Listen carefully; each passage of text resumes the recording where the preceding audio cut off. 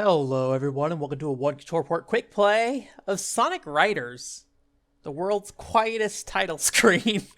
Sonic Riders is a really cool racing game. I'm somebody who, I liked Mario Kart a lot growing up, but in recent years, it's not that the Mario Kart games have gotten like bad or anything. I think they're great polished games, but I think I look for a little more change in racing games usually these days. So when I played like Mario Kart 8 last, I think it's the last Mario Kart that came out, think about it, although there's On Tour coming out now.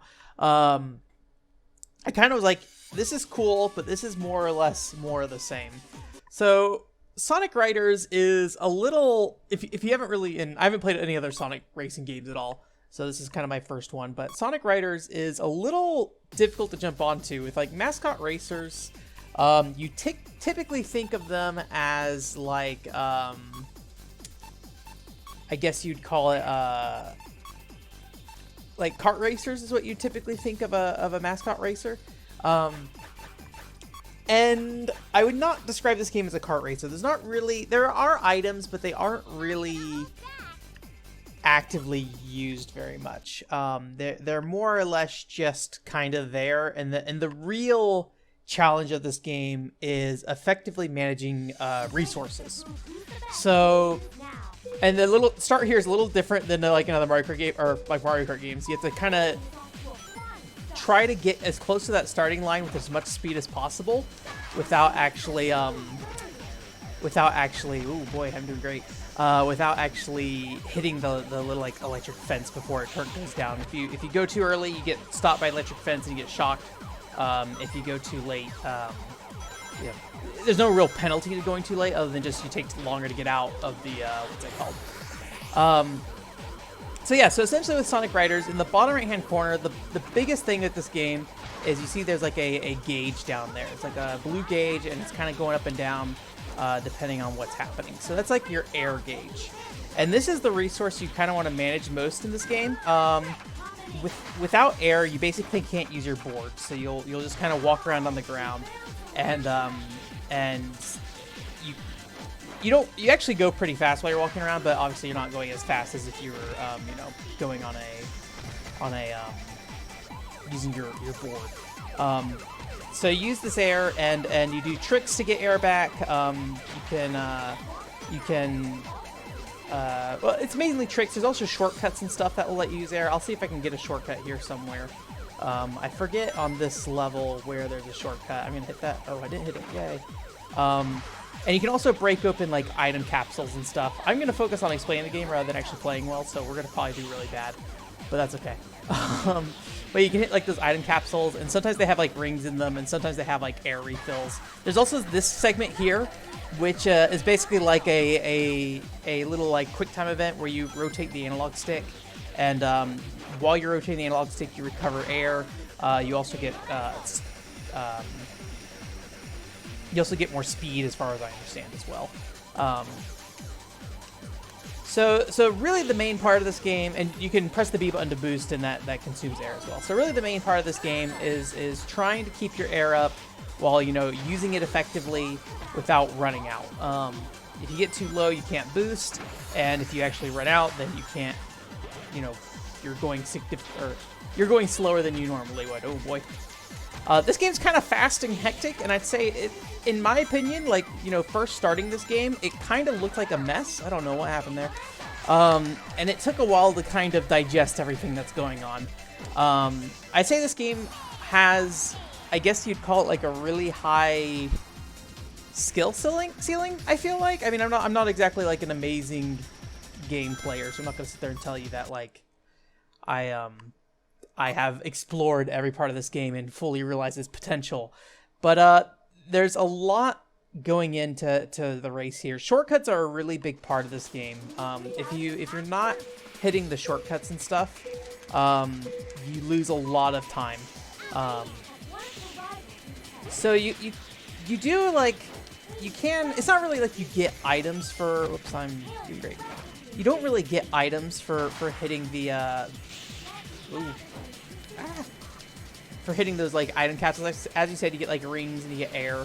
So the main offensive actions you have in this game is when you do your boost, you basically have a chance to hit the other player, and it'll knock rings out of them. And the rings are important because essentially what they are a leveling system for your board. So if you see in the top left corner up there, I have a ring counter. So I have 14 out of 30.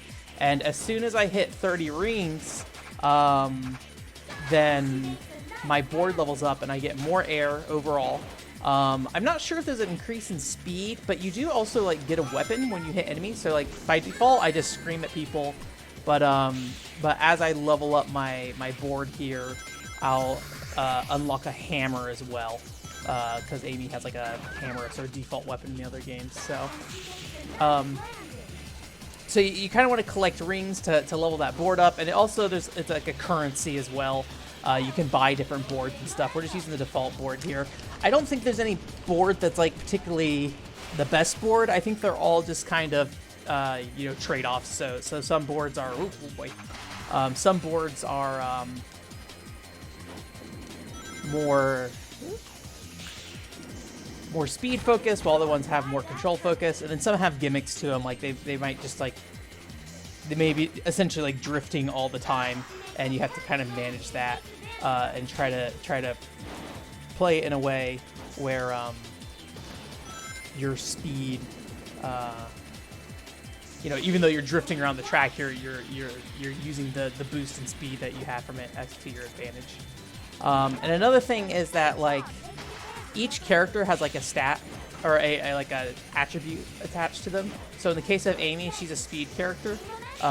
So she can grind rails. So any speed character can grind rails, and there are certain boards that will give the ability to other characters who are like flying or power to also grind rails or use the other attributes. So speed grinds rails.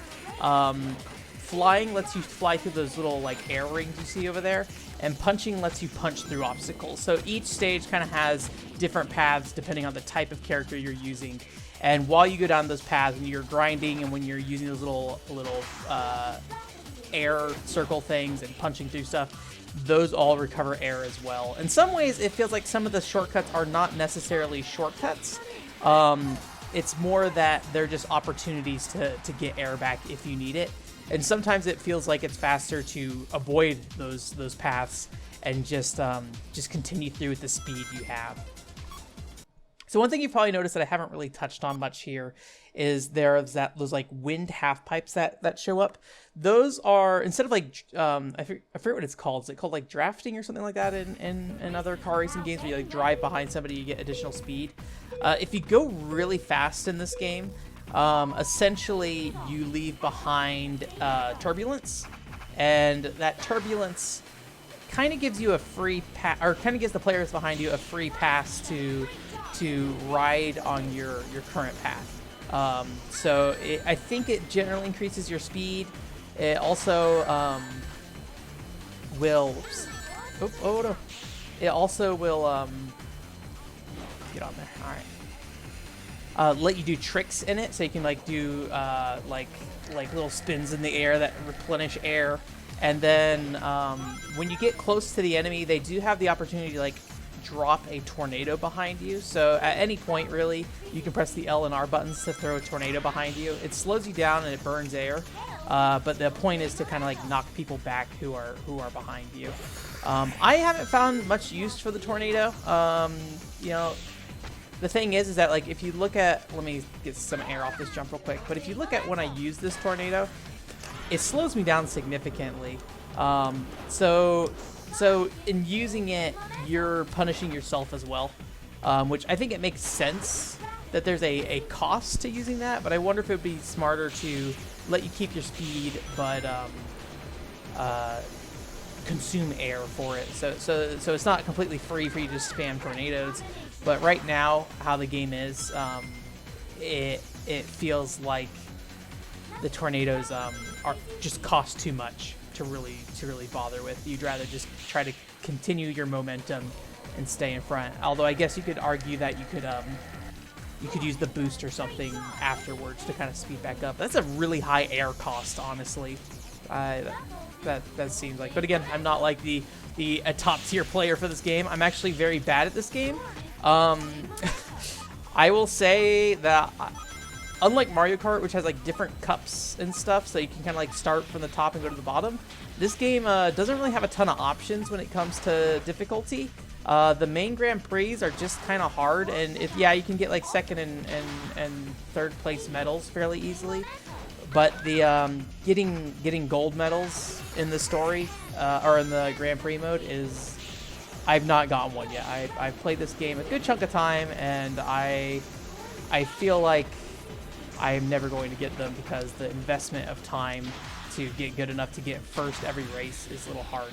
I think a lot of it because like this game is almost entirely skill. Like it's not like Mario Kart where you have a bunch of like randomness that's happening. I think you could maybe say the one part of randomness is when there's turbulence in front of you, and you know, you're trying to race through a course and you have to deal with all this turbulence in front of you that's like throwing you on different paths that you might not want to take. That can be kind of like frustrating into the way. That's kind of the randomness part of it, I guess. But it's not really. You're not getting hit by blue shells or anything like that.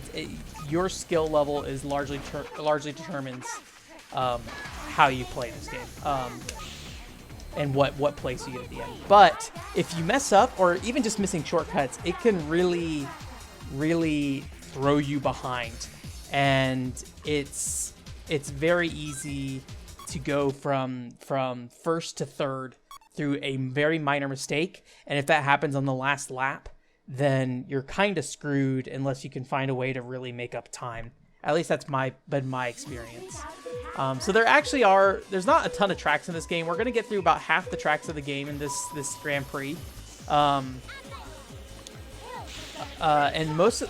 not all of them, but a lot of the tracks are alterations on each other, but they're altered enough that I feel like generally most of them feel different enough that you won't recognize them 100% as the same tracks. They're, like the first level, if you play the two variations of that level, it is kind of the same. But like this level, I guess this level is kind of the same too in some ways. I think it's kind of a mixed bag. Like there are elements of it that are familiar from the other version of this level, but it's not. Like this feels like a different course for the most part, but like parts like this where you like go off this rail and hit this spider web, that's true in both courses. So, woo. So it's a fairly small track list, and I think there's one or two additional tracks, but unfortunately they're locked behind the Grand Prix mode. So I tried using like an action replay to unlock them, but I think the action replay I have doesn't support Sonic Riders. And if there's a way to add codes manually in there, I don't know how to do it. So I will give up on that today. But it's actually like a really silly, fun, like Sega-themed track or something. So like Ooh La La, like Space Channel 5, Choo Choo Rocket stuff. So I really like to check it out someday. I just have to find a way to unlock it, or I really don't anticipate me grinding this game out any further. I think this is probably going to be the last time I check this game out. But again, I think this game's really cool. I'm trying to think if there's any other real major mechanics on here that I want to talk about. I will say this. When I first started playing this game, I found it to be very confusing. And there's not really a good onboarding for it. When you start, like there's a story mode to this game, and it doesn't really explain anything to you in terms of how this game plays and stuff. I felt like there should be a tutorial, and then I found out literally about 10 minutes before recording this, and me no longer playing this game after this probably. In the theater section of the extra menus, you can find a video tutorial there. So I would encourage you, as soon as you start this game up, go look at that video tutorial and figure out how to play this game, because you can't really jump into this game from any other racing game. It's a very different and unique game, I'd say, or at least unique to what I've played. And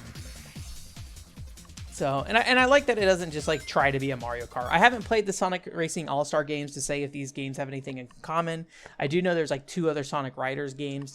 I'm not really sure how those games stack up to this original one. I will say this game feels content light. It's a lot of recycled stuff. like I said, there's only a handful of tracks, and then an additional variation on that track, and then obviously those last tracks are locked behind a pretty high wall. I feel, at least for somebody who is playing this fairly casually and isn't gonna spend like a ton of time playing this anymore. Oops. Okay. I think this might be the last course. If it's not, we'll go ahead and back out of this this Grand Prix. It doesn't matter if we're done. Ooh, that went bad. Yeah, there's tricks in this game. Essentially, when you jump in this game, you can see in the bottom right-hand corner, if I press the A button, it like starts a little blue droplet there or something, I guess you call it, like circle. And then as you charge, you get more jump height, and eventually it caps out. And then when it's capped out, you start to slow down. So you kind of want to get as much of a charge as you can before that slowdown period happens. I will say sometimes in this game you don't really know what's happening because it goes so fast and it's a little confusing. You just start like bouncing off a bunch of walls, and you're just like, what in the world is going on? Oops. You do have to land your tricks properly though. Just don't land them improperly. Okay. I do feel like the turbulence is just like a nice way to get your mind back in the game if you end up in a position where you're not sure what's happening on screen. If you end up in somebody's turbulence, it will kind of guide you through the course for a little bit and let you re-grab your surroundings. I think this game is a nice looking game too visually. Like I'm not sure if this game is like using the Sonic Heroes engine in terms of graphics. It does look fairly similar. I'd say the cutscenes maybe don't look as flattering, but in terms of like the races themselves and stuff, I think these courses look good. They're colorful, and each character is pretty detailed, and they have their own boards and stuff. There's like, I forget if I mentioned earlier, you can use the coins or the rings to buy stuff in a shop, so you can buy different boards with different stats. And I don't know if there's anything else in there. But yeah, so you can go to a store and like buy stuff. I didn't really find anything in the store that seemed super appealing.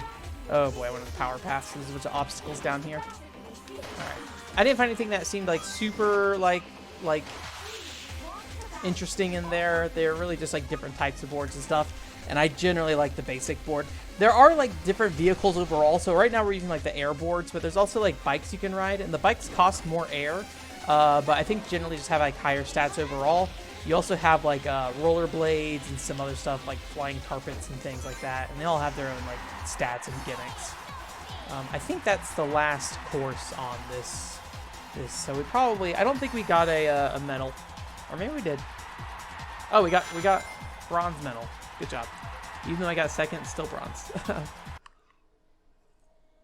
So that's kind of the Grand Prix mode. Pretty standard stuff for this kind of game. The more interesting stuff around it is there's a story mode and a mission mode. I also tried tag mode a little bit, where basically you share air with another partner, but I only played with the CPU, and there's not really a lot to it other than just kind of your partner's dead weight for you since they're a CPU. So this game has a, I don't know if you'd say, I wouldn't say it's like a good story. This is like I think the second mission of the game. There's two sets of stories here. You have Sonic's main story, which I don't think Sonic's story is particularly interesting. It's more or less the usual banter you get from these games. Basically, Eggman's doing something, Sonic's here because I can't remember at this point. But Chaos Emeralds are involved, and eventually Eggman is like, I need to get the stuff that... He's not looking for the Chaos Emeralds specifically, although he does need them. But he's trying to get to like a certain place by getting all these Chaos Emeralds, basically. The Future City. So there's a lot of like just banter like this, kind of explaining the origins of the city of Babylon, which you guys eventually go to. And then there's also some explanation about like the gear stuff here. It's been a while since I've played a Sonic game. I I feel like these cutscenes are, even for Sonic standards, feel a little stilted. I particularly picked this cutscene later because Tails has a reaction, or to pick this cutscene because Tails has a reaction later that looks a little weird. But at the same time, I think there is something to be said about like Knuckles in particular. For some reason, Knuckles just really works in this game, like in his facial expressions. He also does this weird eye thing here, where his eyes just start like spinning in his head. And I'm like, like Sonic eyes are weird already, but that's weirder for me. Although I don't know if Knuckles' eyes ever like fuse together in the way that Sonic's does when his eyes are not scrunched and angry. So this is one of the new characters. It's like this bird lady. They kind of play the role of we're the bad guys, but not really the bad guys. They just are a band of thieves essentially, and they give you guys a hard time. Sits here and calls Tails little Ryder thing trash. I guess his thing. As soon as we see this, I forgot how long this cutscene is, but as soon as we see this Tails face, we'll go and skip on. Hopefully it is as weird looking as I remember it looking. I know, and tinkering's all he's really good at too. It's like he's supposed to be angry, but he's just like, ah. I don't know. Anyways, that's kind of the bulk of like Sonic stories. Basically some light banter, a little drama. And so each of these story missions has a objective. In this case, it says finish the top 3. These objectives almost never matter. It's almost always just, hey, go ahead and race. And it's a little disappointing because sometimes they can be misleading even. Oh wait, no, he's a flyer, so I can't actually use the rails with him. It's even a little misleading at times where essentially there'll be like an objective such as, oh, beat Amy Rose or something when you're playing as the villain side. And so if you come in a place that's ahead of Amy Rose, then you would expect that you would have beaten Amy Rose and that the mission will go on. No, the only thing they're checking for is to see if you got first place. So a lot of times they'll give you something like outrun Eggman or something, but it really is just come in first place. And so they give you all these objectives, and none of them actually really matter in the story mode specifically, I'll say. So we saw a map like this that was at like dusk, so this is the daytime version. So as you can see, it is different. It's just slightly different for the most part. There's like a horn right here. I always forget about this one. All right, go up there. And so with these guys, you can kind of go up and down and control the thing there. I'm not really sure where I was supposed to go from there. Kind of smacked into the wall and just kind of stopped. And so Power has like a little path down there where he busts through barrels and stuff like that. So everybody has their own little special shortcut thing. You also can like edge around corners like that. I'd say the story mode is quite a bit easier than the Grand Prix mode, so I would definitely recommend starting here. It feels like this is really the onboarding ramp that the game gives you, especially since they give you like the finish in the top 3 kind of thing, rather than being so strict about coming first.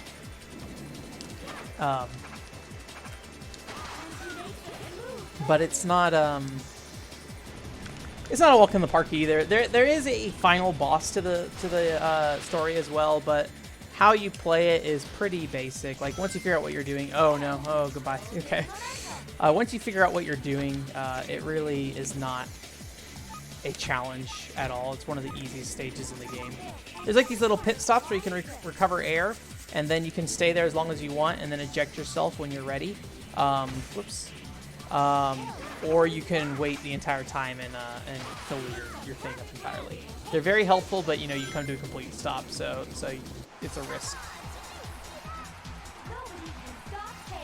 All right, so we're gonna go ahead and back out here, and I want to show you I'm not gonna show you the whole cutscene, but I'll show you a little bit of the character interactions between the Babylon team of characters. There's 3 characters in that team.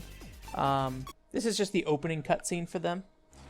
So they're like a sky pirates essentially, and Eggman essentially coaxes them into helping him out. So you have like this big brawler guy who's, I don't know if he's really dumb per se, but he's kind of hot-headed. And then I forget her name. Wind? Something like that. He's Storm, she's Wave is what she is. And I can't remember what the bird dude's name is. I actually like this green bird dude. He's got a kind of an annoying voice, but like as a character, he's pretty, like, I don't know.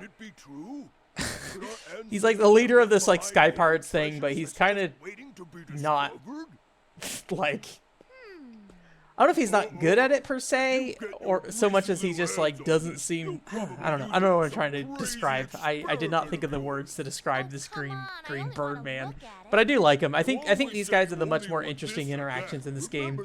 Sonic is more or less just kind of there. These guys also have a significantly, I don't know if longer story per se is the right word, but their story is kind of, we're gonna go just get past that, but their story kind of starts the main plot and then it also ends the main plot, where Sonic's story just kind of falls in between there. It's like Sonic is just kind of there out of circumstance and not really a key player in this story stuff happening here. Whoopsie. Despite being a bird, this man is a speed type rather than a fly type, so there are like places like that where you can like switch rails. I have never been good at switching rails on those things. You can kind of just like jump off the rail and get back on it. I will say for some reason the car honking noise in this game is very, very loud. It scares me almost every time. There's cases like there where like I wanted to actually go up on the ramp and do a trick because I was getting low on air. But because of the turbulence, I kind of was stuck doing what the turbulence was doing. You can get out of turbulence by essentially doing the L and R thing where you do the tornado and it'll knock you out of the turbulence. But it's not a very smooth process. So if you're trying to make a quick decision on like getting out of turbulence to go do something really fast, it doesn't really work well. There we go, we got it. It doesn't really work that well. And so you're like, if you get out of here, you can kind of get out of it, but it just doesn't. I just have a hard time reorienting myself, I guess is what I'm trying to say. So like maybe there's a way you can master it and get good at like popping out of those and like going to whatever you're trying to do. But I just have a really hard time with it. And there we go. Do our little spinny thing. I do the Mario Party palm thing with that that spin, but you can do what you want. All right. Oops, I didn't want to do that. All right, what lap are we on? Third lap. We'll finish this race, and I'll go and show you guys the mission mode for a little bit, and then we'll probably call it there. Ooh, boy. But yeah, like general overall thoughts while I'm finishing up this lap before I show you guys the mission mode. Mission mode isn't really that different, just kind of some different objectives. I like how different this game is. This is a really cool game. It seems like you could really spend a lot of time to and here's the running thing when you run out of air. I feel like you really could spend a lot of time, learning this game and being really effective at getting through all the shortcuts and stuff like that. But I personally don't have the patience for that these days, and I feel like the content is maybe there's just not, like I feel like there should be more courses for sure. And it kind of sucks that unlocking the last courses is basically like the end game kind of thing. Like, oh, you've done everything else. Here's this bonus course. I kind of wish they were a little more upfront with giving you those. All right. So basically these missions have a handful of things. Let's see. Let's do White Cave. I don't remember what White Cave is. So basically, you can see on the bottom here we have a series of objectives. You could get, depending on how you do, you get like a medal. So let's see what we got here. So this one's just like, hey, grind a certain number of rails. So we'll do this one with Sonic. And essentially these are alterations. So it says this is a route where you can go down I don't know what that means, but essentially, what this mission wants you to do is grind a certain number of rails. So you get these maps, and there are slight alterations, and a lot of times I just go ahead and restart if I don't make the first obstacle. We might not restart that much, but so we hit this rail, and it keeps a count of how many rails you've hit. And you don't have to hit all the rails, you just have to hit a certain number, but the more rails you hit, the higher medal you get, essentially. Alright. And so there's not usually anybody else racing with you on these. They're pretty much just you completing some objectives. But there's different types of obstacles on here. There's a lot more like bombs laid out and things for you to break if you're playing a power class. You can't choose who you play in these. The missions are built around the specific type of border you're playing. And most of these are repeated for each stage, though. There are some slight variations, but pretty much every stage is full with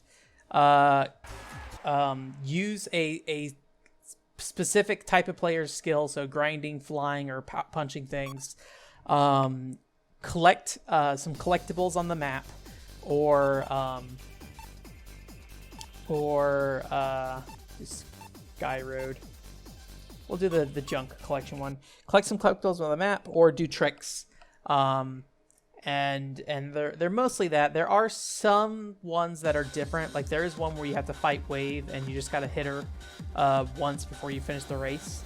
And so you hit her once, and then beat her in the race, and that's usually good. I missed that one, so I'm just gonna go ahead and restart. The jumps in this game are actually pretty finicky. You really need to know how you're going to approach a jump before you get there. You really need to know how much you need to charge it. I think pressing... Oh, I missed it. I think pressing up and down on the analog stick when you do a jump also matters. To how far you go and how high you go. So if you're... We're probably going to fail this, but that's okay. But how far you go and how high you go, I think that matters as well. So there's a lot of nuance to the jumps, I feel like.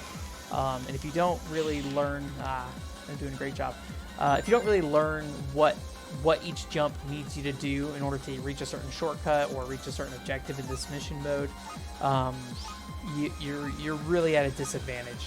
I think this is a game that gets easier and easier with repeat play, and as you learn more and more of the tracks. I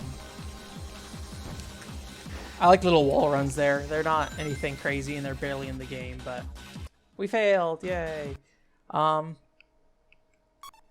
So yeah, that's kind of it. That's Sonic Riders. Again, I think this is a really cool game. I'm really glad I played it. I think it was really neat for them to go in a not just kart racing, direction with this game. They really made it its own thing. I at least don't know anything that plays like this. So other than I assume the other Sonic Riders games, I would assume. So that's gonna do it for this week. Thanks for coming. OneControllerPort.com is the website. I'm probably, if you're watching these as they actively come out, I'm probably going to take a break from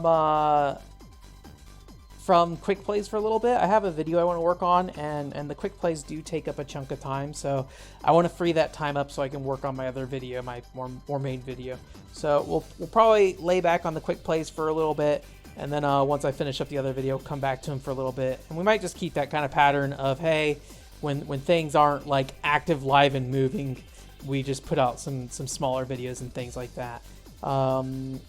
If you're watching when this comes out, we're currently streaming some Valkyria Chronicles DLC. So that's happening every Thursday at 7 o'clock Pacific time, although you can find the VODs on the YouTube channel as well. And then, yeah, I'm trying to think if I have any other Sonic content that I've really done in the past. I can't think of too much.